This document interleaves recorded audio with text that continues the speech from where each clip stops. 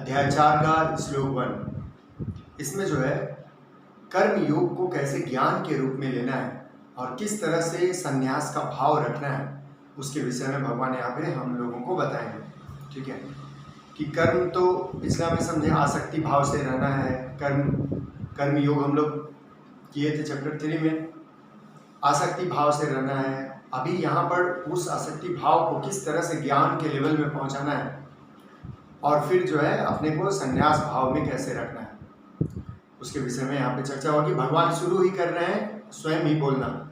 ठीक है, श्री भगवान वाच इमं विवस्वते योगम। मेरे साथ चैंटिंग करिएगा। इमं विवस्वते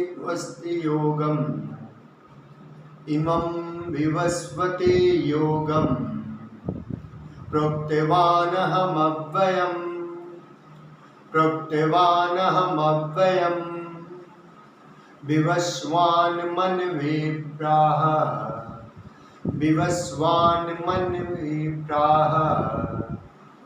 विवस्वान् मनवे प्राह मनुरिच्वाक वे ब्रवीत।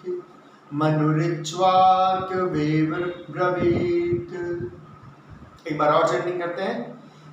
इमं विवस्वते योगम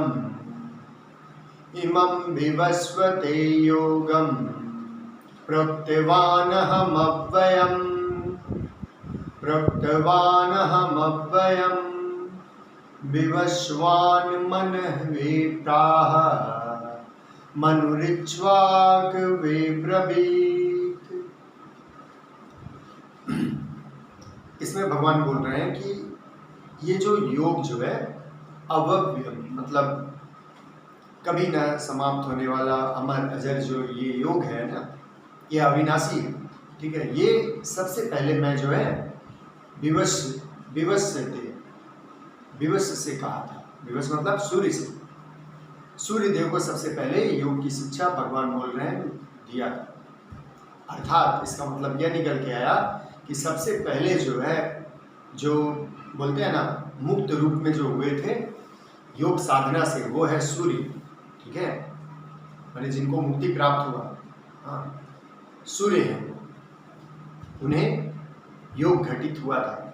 योग का ज्ञान भगवान उन्हें दिए थे। मतलब क्या है, वे स्वयं को सबसे पहले जाने।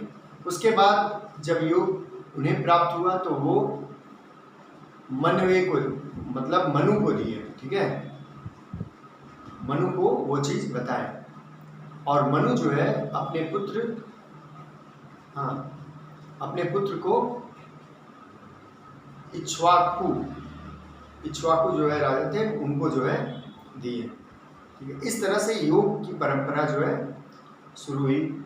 कहने का मतलब भगवान बता रहे हैं कि ये योग आज का नहीं है, ये सदियों पुराना है और सूर्य से ये प्रारंभ होता है। अब इसमें जो है तथ्य की बातों को हमको जानना है कि इस तरह से भगवान बोल रहे हैं कि सबसे पहले सूर्य को दिए, तो सूर्य जो है किस तरह से जो है योगी लगते हैं। कर्म चैप्टर का नाम क्या है? ज्ञान कर्म संन्यास योग। सूर्य से बड़ा योगी और कौन है? आप गौर से देखिए, वो निस्वार्थ भाव से जो है कर्म किए जा रहे हैं। सुबह एकदम टाइम पे आ जाना। कभी कभी दिक्कत होता है, कभी कभी बादलों की वजह से वो दिखते नहीं है, लेकिन कभी भी मिस नहीं होता है। और वो भी पूरे पृथ्वी में हर एक जगह जो है उनका प्रकाश जो है जाता है, कभी देरी से तो कभी जल्दी। मतलब पृथ्वी तो घूम रही है और जो भाग मिलता है, जो भाग सूर्य की तरफ होता है वहाँ पर प्रकाश मिलता है और प्रकाश से ही देखिए सभी कुछ जो है संभव है। आपका हमारा देखना सुनना खाना पीना एवरीथिंग सब कुछ सूर्य की वजह से हो रहा है। उसके एवज में भगवान सूर्य कुछ ले रहे हैं नहीं। इसी तरह से योग का ये लक्षण होना चाहिए। ठीक है, जो योगी होते हैं वो निस्वार्थ भाव से सब कुछ जो है करते हैं। मिल गया तो ठीक है, नहीं मिला तो कोई बात नहीं। ठीक है, कुछ दिए तो ठीक है, नहीं तो ठीक है। अपने चुपचाप से साधना में स्वयं को तपाना, रोज सुबह निकल जाना, फिर शाम को नहीं दिखना। ठीक है, एक्चुअली वो उदय और अस्त तो सूर्य होते नहीं, वो हमेशा तप रहे हैं 24 घंटा। सूर्य का जो भाग आता है इसलिए वो वहाँ दिखता है, लेकिन 24 घंटा स्वयं को तपाना, ठीक है, ये हुआ कर्म। निस्वार्थ भाव से स्वयं को रात दिन तपाना। फिर वही जब अपने ज्ञान को वो किसको दिए, मनु को दिए, तो मनु भी जब पृथ्वी में आए, मनुष्य रूप में माना जाता है कि सबसे पहले जो है वही है, और वो पूरे सृष्टि को जो है बचाए थे।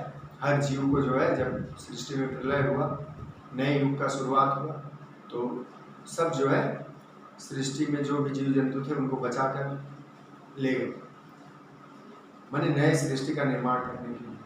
तो मनु को भी निस्वार्थ भाव से, ही योग ही है ना जो उनको लोगों को कर्म कराते हैं और वो लोगों को निस्वार्थ भाव पैदा करते हैं। बिना योग का नहीं हो सकता, करेंगे निस्वार्थ भाव से, कंटिन्यू करेंगे, ठीक है, ऐसा भाव। फिर उसी तरह से वो मनु जो है अपने पुत्र, हाँ राजा नहीं, राजा थे वो, मनु जी को शिक्षा दिए थे, ठीक है, इक्ष्वाकु राजा थे, ठीक है, उनको। तो इस तरह से हम देखते हैं कि योग की परंपरा जो है काफ़ी सदियों से चली आ रही है। तो योग मस्ट है, मनुष्य का जीवन जो है पूर्णतः जो है योग पर आधारित है। मूल उद्देश्य जो है मनुष्य का मूल उद्देश्य है वो है योग, ठीक है, कर्म योग हो, ज्ञान योग हो, जो भी योग हो, मूल उद्देश्य है योग। योग के बिना मनुष्य का जीवन जो है निरर्थक है।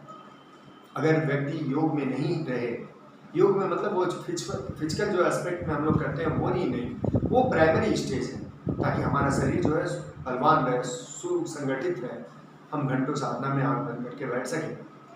तो ही आप कर्म करें, माने फिजिकल वर्क भी कर रहे हैं, किसी के लिए कुछ कर रहे हैं तो कर्म योग बन रहा है, उसके लिए भी तो शरीर की आवश्यकता है।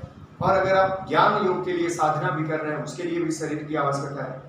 तो शरीर को तो फिट रखना ही पड़ेगा किसी भी हाल, ठीक है। लेकिन हाँ, शरीर का प्रयोजन तभी जरूरी है, अन्य जीवों से श्रेष्ठ हमारा शरीर है जब हम साधना में समय देते हैं। अभी जितना हो रहा है उतना समय दीजिए, परिवार देखना है, स्वयं को देखना है, लेकिन आप अगर थोड़ा थोड़ा समय देंगे वो समय धीरे धीरे बढ़ेगा, धीरे धीरे आपको समय ज़्यादा मिलेगा, आप साधना में दे सकेंगे, ठीक है। तो बस यही रहा। अभी किसी को कुछ पूछना है तो बताइए।